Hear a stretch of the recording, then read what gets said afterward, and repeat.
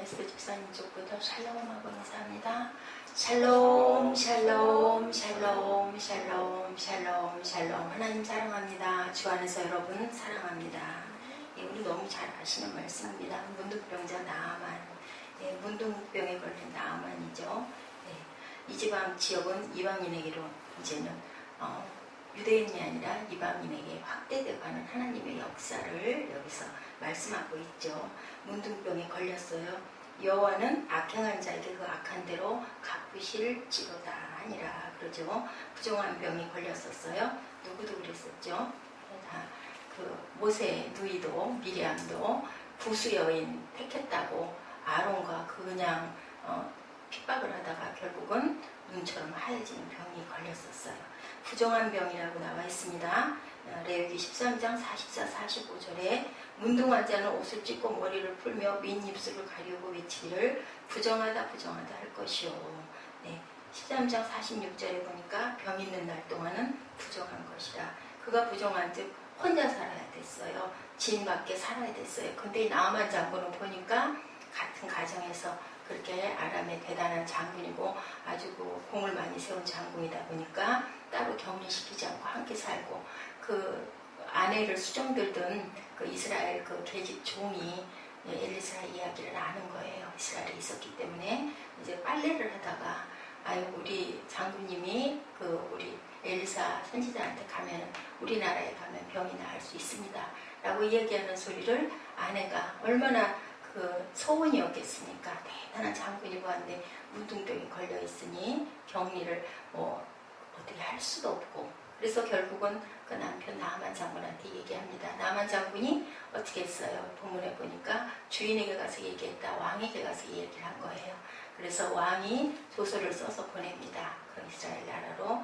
그랬을 때 왕이 이쪽 나라의 왕은 어땠어요? 그것을 듣고는 굉장히 그 조서를 보고는 걱정하는 부분이 나옵니다. 6절인가요? 이스라엘 왕이 그거를 전하니 일렀을 때 내가 내 신하 나아만을 당신에게 보내오니 이 글이 당신에 이르거든 당신은 그의 나병을 고쳐주소서. 7절에 이스라엘 왕이 이 글을 읽고 자기 옷을 찢으며 내가 사람을 죽이고 살리는 하나님이냐? 어찌 나한테 보내서 고치라고 하느냐? 그랬을 때 엘리사가 걱정 말고 나한테 보내소서 합니다. 여러분들 이 부분은 어떻게 느끼셨어요? 저는 새벽에 일어나서 여기 읽으면서 계집종만한 믿음도 없는 왕이었구나라는 그런 생각을 했습니다. 이렇게 해서 이제 예물을 잔뜩 가지고 와가지고 다 그 집 대문 앞에 갔잖아요. 보내라고 했기 때문에. 그랬는데 어떻게 했어요? 날 내다보지도 않고 하인을 계하시를 시켜가지고 가서 묘다 안에 가서 7번을 몸을 씻으라.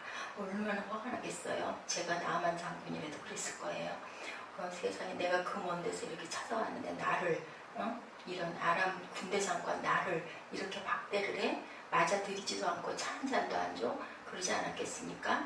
그리고 그냥 돌아가라고 얼마나 화가 나요. 그러니까 얘기하죠. 내가 우리나라의 다메섹 강에 가서 있는 그 아름다운 강, 이 흙탕물 더러운 강 말고 거기 가서 씻으면 안 낫겠느냐.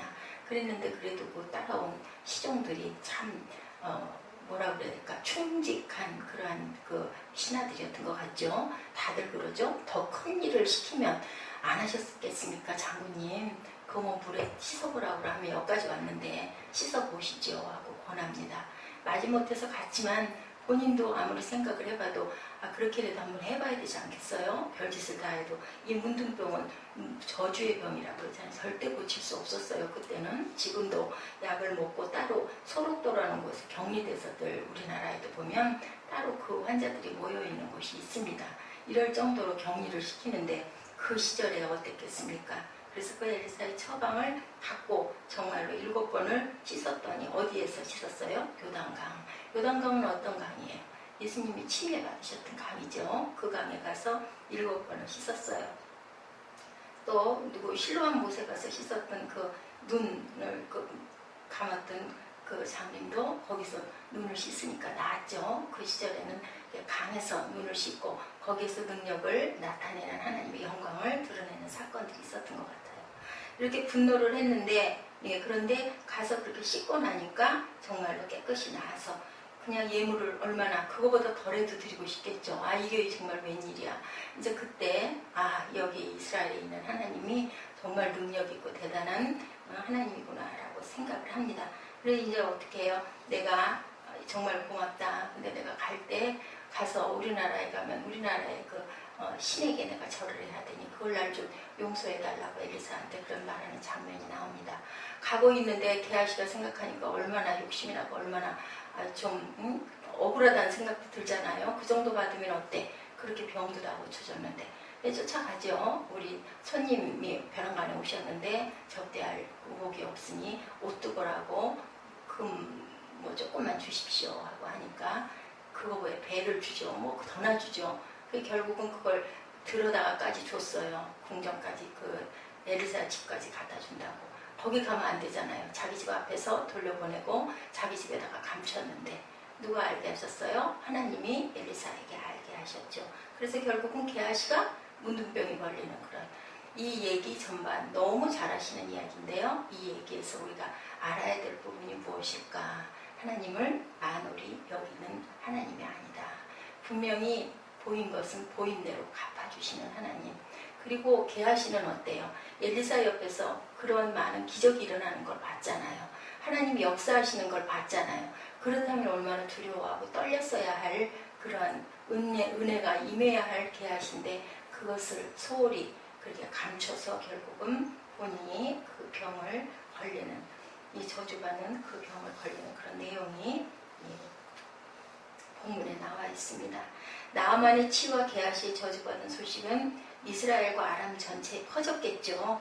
하나님의 구원 사역 이제는 이방인까지 확산돼가고 왜 나아만 장군을 그렇게 고쳐줬을까?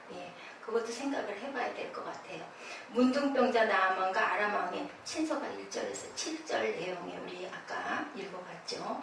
고침받은 나아만 얘기가 8절에서 14절에 나와 있습니다. 사례를 표하는 나아만이 15절에서 19절까지 그 다음에 게하시의 그 참욕을 당하는 부분이 20절에서 24절 문둥병에 걸린 게하시가 기록되어 있는 게 25절에서 27절에 전반적인 그 내용이 기록이 되어 있어요. 열왕기하 5장 내용입니다. 여기서 우리가 생각해야 될 것은 하찮은 계집종의 말에도 귀를 기울일 줄 아는 나아만 장군, 자기 수하에 있는 종들의 충고도 기꺼이 받아들였던 나아만 장군. 그렇기 때문에 하나님은 내가 택한 민족이든 이방인이든 상관하지 않고 그런 마음을 갖고 있는 그런 귀를 갖고 있는 그런 사람에게 은총을 부어주신다. 엘리사이라는 모습은 오늘날 우리에게 참된 신앙의 자세가 어디에 있는지를 알려주는 그런 내용이었습니다. 옛날 스리아라고도 하죠. 시리아라고도 하는 북방의 제국 아람 나라에 나아만이라는 장군이 이렇게 있었는데 안타깝게 그죠? 고통을 받다 보니까 왕이 서찰을 써주죠. 그리고 거기에 가서 아까 제가 좀 말씀드린 것처럼 그렇게 해서 고침을 받는데 참 여기서 봤더니 어떻게 이런 방법을 취했을까 하나님의 메시지입니다. 어리석은 방법으로 늘 구원하시는 하나님의 내용이 나와 있죠. 그 많은 좋은 방법 다 놔두고 요단강에 가서 우리들 시체 말하면 꼴랑 그죠? 목욕 7번 하고 났는데 그건 믿겠습니까? 믿기지 않는 얘기예요. 사도 바울이 고린도전서 1장 18절에 십자가의 도가 멸망하는 자들에게는 미련한 것이다. 미련하잖아요. 무슨 보이지도 않은 예수를 믿으면 무슨 잘 된대, 뭐 천국에 간대. 믿음이 오겠습니까? 그것은 누가 알려주셔야 성령이 감동을 주셔야 되는 거고 눈을 열어 주셔야 되는 거라 우리 늘상 말씀에서 우리가 듣고 보고 있죠. 구원을 얻는 우리에게는 하나님의 능력이라고 합니다. 믿기만 하면 구원을 받는데 그 믿음이 마음대로 믿어지지가 않는 게 문제예요. 다음 절 19절에는 뭐라고요? 고린도서 1장 19절 내가 지혜 있는 자들의 지혜를 멸하고 총명한 자들의 총명을 해하리라 라고 얘기해요. 그죠?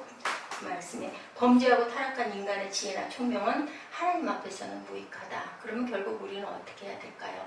하나님 앞에 온전해야 그 지혜가 온전하게 쓰임을 받는다. 지혜와 명철 달라고 여러분들 계속 기도하시잖아요. 솔로몬이 기도했잖아요. 기도했을 때 그 지혜와 명철을 달렸을 때 하나님이 보시기에 온전했기 때문에 모든 나머지 것들도 주셨어요. 그죠? 그러면 우리가 기도할 때 내가 하나님 중심에 온전한가? 내 삶이 온전한가? 내 생각이 온전한가? 내 생활이 온전한가? 주님을 닮아가려고 우리가 성화의 길을 열심히 자라가고 있는가? 그것을 각자 비춰서 보셔야 할 줄로 믿습니다. 이스라엘 백성이 광야에서 불뱀에 물려 다 죽게 됐을 때 어땠어요? 노뱀 걸어놓고 쳐다보라고 그랬어요. 그거 쳐다본다고 무슨 낫냐? 한 사람들 어떻게 됐습니까? 다 죽었어요. 쳐다보라고 할 때 쳐다보면 아무것도 아닌 것 같아요. 말도 안 될 것 같지만 믿음으로 순종으로 행했을 때 거기서 생명을 구원을 받는 그런 이야기를 말씀하고 있죠. 요한복음 3장 14절에 모세가 광야에서 뱀을 든 것 같이 인자도 들려야 하리니 이는 저를 믿는 자마다 영생을 얻게 함이라. 이게 그 노뱀의 의미가 예수 그리스도를 상징하고 있죠. 구원은 죄가 하나도 없이 깨끗해져야 받는 것이 아니죠. 착한 일을 많이 해서 공적을 쌓아야 받는 것이 아니죠. 오직 믿기만 하면, 근데 그 믿음이 온전하게 마음으로 믿음이 되어야 되는 것이지 입술로만 믿습니다는 소용이 없다라는 거죠. 그래서 완전히 거룩해져야 구원받는 것은 아니다라고 얘기합니다. 선행은 하늘나라에서 상 받고 면류관 받는데 하나님 안에 들어온 자녀들이 선행을 많이 했을 때 하나님이 보시기에 선한 것들을 많이 했을 때 하나님의 상을 받고 하늘의 면류관을 받는 것이지 구원을 받는 건 믿고 따르기만 하면 구원은 받아요. 아무리 죄를 지었던 사람도. 요한복음 1장 12절입니다. 영접하는 자 곧 그 이름을 믿는 자들에게는 하나님의 자녀가 되는 권세를 주셨다고 얘기하고 계시죠. 6장 40절에 내 아버지의 뜻은 아들을 보고 믿는 자마다 영생을 얻는 이것이니 마지막 날에 내가 이를 다시 살리리라 하시니라 라고 말씀하십니다. 아들을 보고 믿는 자마다 영생을 얻는다. 마지막 날에 내가 이를 다시 살리리라. 너희들이 죽어도 다시 살아나게 할 것이고 산 자들은 들려서 올라간다고 말씀하고 계시죠. 로마서 10장 9절입니다. 내가 만일 내 입으로 예수를 주로 시인하며 또 하나님께서 그를 죽은 자 가운데서 살리신 것을 내 마음에 믿으면 구원을 얻으리니 말씀으로 계속 증거하고 계십니다. 10절에는 뭐라고 하세요? 사람이 마음으로 믿어 의에 이르고 입으로 시인하여 어디에 이르러 구원에 이르느니라. 처음 나온 사람이라도 예수님을 주로 믿기로 작정을 하고 고백을 하면 구원을 얻는다라고 얘기하죠. 그런데 가다가 실족을 하면 안 되겠죠. 예수님을 나의 구주로 영접합니다라고 진실로 하나님께 고백하는 저와 여러분 되셔야 할 줄 믿습니다. 매일매일 이 고백은 필요하죠. 황금빛 나는 63빌딩의 엘리베이터 우리들 딱 올라타면 어떤 마음 드셔요? 저도 몇 번 타봤는데 아주 그냥 대단한 귀빈이 얼마나 아주 그 안에 들어가면 정말 바깥이 다 보이고 아주 고급스럽게 그 지은 지가 오래됐죠. 그런데도 그때 들어가봐도 어디 귀한 호텔 어디 외국에 호텔 로비 무슨 엘리베이터 탄 것 같을 만큼 그리고 우리 거기 어디예요? 어때요? 대롱대롱 공중에 매달려 있는 거예요. 근데 못 믿으면 그거 타고 그 꼭대기까지 올라가겠습니까? 겁이 나서 못 올라가잖아요. 근데도 아주 편하게 올라가지 않습니까? 그런 믿음 그것은 믿는데 우리가 구원받는 부분은 많이 흔들리죠. 매 시어 때마다 유혹을 받게 되고 내가 왜 이렇게 꼭 하고 살아야 되나 이런 마음이 많이 듭니다. 하나님의 나라가 눈에 보이지 않는데 가슴으로 품으시고 매일매일 바라보시기 바랍니다. 왜 이렇게 어리석은 방법으로 꼭 그런 방법으로 구원을 하실까요? 주님께서는 타락한 인간의 지혜는 하나님 앞에 무익하기 때문에 그 지혜대로 하시지 않는 거죠. 나는 나다 하시죠. I am who I am 하시지 않습니까? 고린도전서 1장 19절에 내가 지혜 있는 자들의 지혜를 멸하고 총명한 자들의 총명을 폐하리라. 20절에 지혜 있는 자가 어디 있느뇨? 하나님께서 이 세상의 지혜를 미련케 하신 것이 아니뇨라고 말씀하십니다. 계속해서 21절에 하나님의 지혜에 있어서는 이 세상이 자기 지혜로 하나님을 알지 못하는 거로 하나님께서 전도에 미련한 것으로 믿는 자들을 구원하시기를 기뻐하셨도다. 전도 얼마나 천시합니까? 사람들이 전도하러 가면 다 모래도 보는 것처럼 막 슬슬 피하고 도망가죠. 목을 지금도 기억이 또렷이 납니다. 그 지하철 내려가는 거기 앞에서 우리 옛날에 학교 때 전도할 때 아주 다 한결같이 똑같아요. 딴 데를 딱 쳐다보고 다 고개를 꼿꼿하게 들고 피해서 도망가듯이 도망가고, 아니면 아예 저기서부터 딴 길로 이렇게 돌아서 가시는 분들도 계세요. 영생을 얻어라, 구원을 받아라, 생명을 주겠다고 하는데도 이렇게 하나님의 방법은 미련한 방법인데, 이것을 우리가 받으면 그야말로 귀한 보화를 얻는 건데 안 보이고 못 믿는 거죠. 교만을 꺾은 후에 구원하시려고 나아만 장군에게는 그렇게 했어요. 저부터도 그랬을 것 같다니까요. 생각을 해봐도. 근데 그것을 꺾고 그럴지라도 내가 살아야겠다라는 그 마음이었겠지. 뭐 엘리사를 아주 대단히 뭐 순종하고 아주 높이고 공경해서 그랬겠습니까? 한번 해보지 뭐 였을 거예요. 그럴지라도 가서 흙탕물에 7번씩이나 들어갔다 나올 때 6번까지 어땠겠어요? 바라봐도 똑같고 바라봐도 똑같고. 그래도 7번까지 교만을, 7이라는 숫자는 완전 숫자죠. 더 큰 일을 하라고 해도 할 터인데 못 뽑고 7번 그거까지 그것쯤 못하겠느냐. 그런 마음이 우리 들죠. 급할수록 그러죠. 하나님은 교만한 자를 미워하십니다. 잠언 6장 16, 17절입니다. 여호와의 미워하시는 것 곧 그 마음에 싫어하시는 것이 6, 7가지니 곧 교만한 눈과 거짓된 혀와 점점점 하고 쭉 나와 있어요. 한번 시간 나실 때 찾아보시기 바랍니다. 이렇게 6, 7가지다. 야고보서 이따가 우리 잠언 6장 16절에서 17절 한번 읽어보죠. 제가 이걸 다 찾지가 않고 앞부분만 표기를 해놨습니다.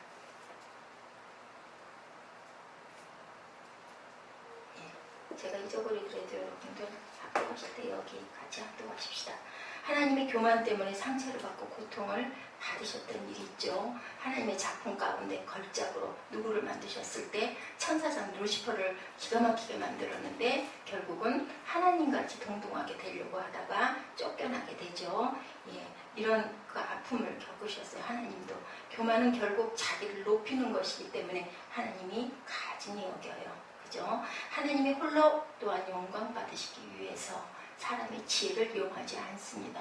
가장 낮은 자, 가장 천한 자들을 이용해서 쓰시고 12제자로부터 시작을 해서 모든 자들을 그렇게 온전한 경배를 받기 위하여 너희들의 공로를 내가 공로 여기지 않기 위해서라고 여러 군데서 말씀하고 계시죠. 그렇기 때문에 믿음은 오직 믿는다라고 입술로 시인만 하면 내가 구원하리라라고 말씀하시죠. 고린도전서 1장 20절에서 21절입니다. 하나님께서 이 세상의 지혜를 미련케 하신 것이 아니뇨. 이 세상이 자기 지혜로 하나님을 알지 못하는 거로 하나님께서 전도에 미련한 것으로 믿는 자들을 구원하시기를 기뻐하셨다.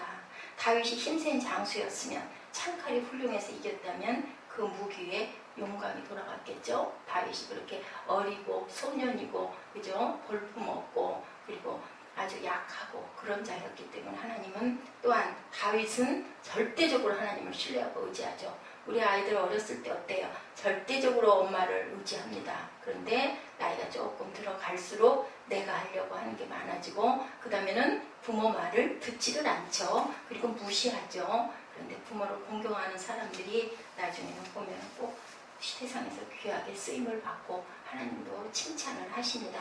복음을 잘 설명해 주는 말씀, 인간의 공적이나 지혜 때문에 구원받는 데는 절대로 그런 것은 포함이 되지 않죠. 에베소서 2장 8절 말씀, 요전날도 우리 함께 여기 찾아서 같이 읽었던 것 같아요. 예배 시간에 에베소서 2장 8절 말씀 우리 한번 보십니다.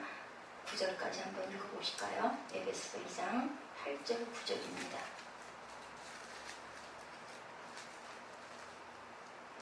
함께 읽어보실까요? 너희가 그 은혜를 인하여 믿음으로 말미암아 구원을 얻었나니 이것이 너희에게서 난 것이 아니고 하나님의 선물이다. 왜요? 행위에서 난 것이 아니니 누구든지 어떻게 못하게 하려고 자랑하지 못하게 하려고. 이렇게 하나님은 그런 뜻을 가지시고 미련하고 연약하고 가난한 자들을 항상 들어서 쓰시고 항상 소외된 자들을 보살피셨던 주님의 은혜죠. 8절에서 은혜란 말도 거저준다는 뜻이죠. 그레이스라고 하죠. 믿음, faith라는 말도 행위가 아니라 믿기만 하면 값없이 구원해 주신다라고 이야기를 합니다. 우리가 할 수 있는 건 뭘까요? 순종하는 마음이 가장 중요하죠. 말씀에 순종하시기 바랍니다. 고린도전서 1장 18절을 보면요. 십자가의 도가 멸망하는 자들에게는 미련한 것이요 구원을 얻는 우리에게는 하나님의 능력이라고 그랬어요. 하나님은 어리석은 방법, 십자가의 복음을 믿는 자들을 구원하시는 것이죠. 본문에 나아만 장군이 많은 금은보화를 가지고 왔지만 엘리사는 하나도 받지 않았어요. 저 같아도 조금 이거 정도 받아도 괜찮지 않을까 생각할 것 같아요. 근데 그것은 왜 그랬을까요? 복음을 단순히 믿음으로 받아들이지 않고 타락한 인간의 지혜와 총명으로 따지고 비판하려 들면 구원받을 수가 없고 온전하게 하나님의 영광을 드러내기 위해서 엘리사는 그 모든 금은보화를 외면을 하고 받질 않았어요. 대단한 하나님의 능력을 보이는 거죠. 거저 고쳐주는 거죠. 왜냐하면 우리도 값없이 받았으니까. 그리고 하나님이 이렇게 고쳤다 자기 나라에 가서 왕에게 얘기하지 않겠습니까? 그렇게 함으로 얼마나 큰 하나님의 그 공의가 드러나겠습니까? 그러게 하기 위해서 그것들을 하나도 받지 않았어요. 자, 여러분들 선행을 많이 쌓고 공적을 세워서 구원받으려고 하지 말고요. 순종하고 믿음으로 구원받고 주변 사람들에게 그것을 보이시기 바랍니다. 선악과라는 뜻이 있어요. 또 fruit of knowledge라고 하죠. a good and evil이라는 것. 어떤 것이 옳고 어떤 것이 틀렸느냐 따지는 열매예요. 선악과는. 그런데 또한 그것은 죽는 길일 수밖에 없어요. 자, 생명과는 fruit of life예요. 생명을 살리는 열매이며 그것은 누구예요? 예수님이시죠. 그렇기 때문에 그 열매를 우리가 항상 먹고 마시고 또한 아침이면 하나님께 회개하시고 감사하시는 저와 여러분 되셔서요. 항상 낮아지고 항상 겸손하고 그리고 약한 자, 가난한 자를 돕고 보살피고 나의 기도가 하나님께 온전하게 이루어지려면은 하나님을 닮아가는 살아가는 자세가 내게 되어 있나라는 것을 생각하시는 저와 여러분들 되시기 바랍니다. 잠언 6장 16절에서 17절 말씀 함께 합독하시고 기도하는 시간 갖도록 하시겠습니다.